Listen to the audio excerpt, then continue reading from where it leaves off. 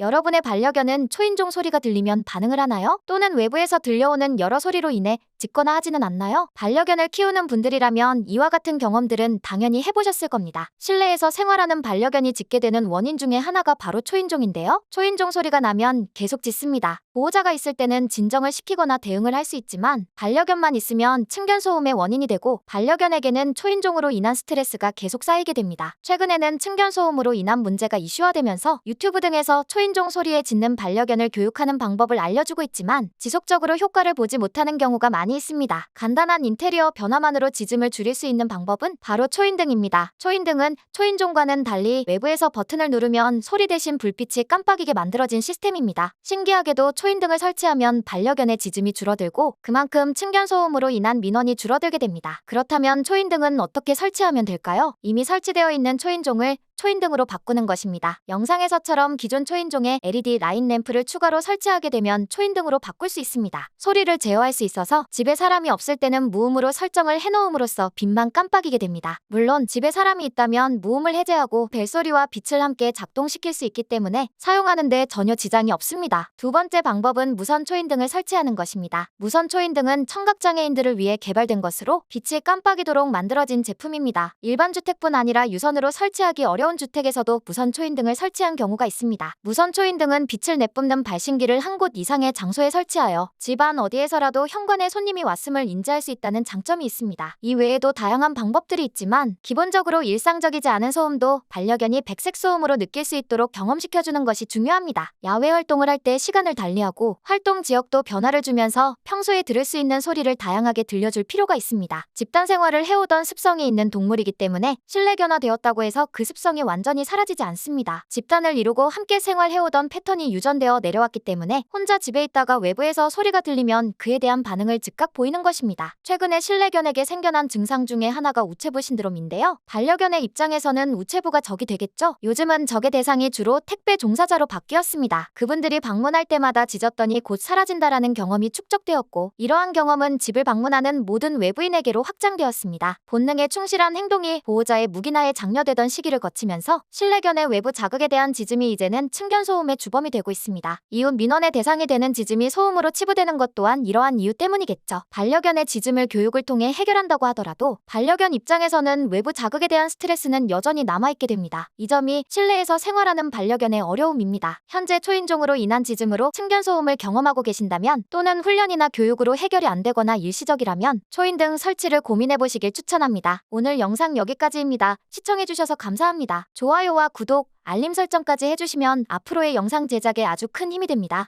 감사합니다.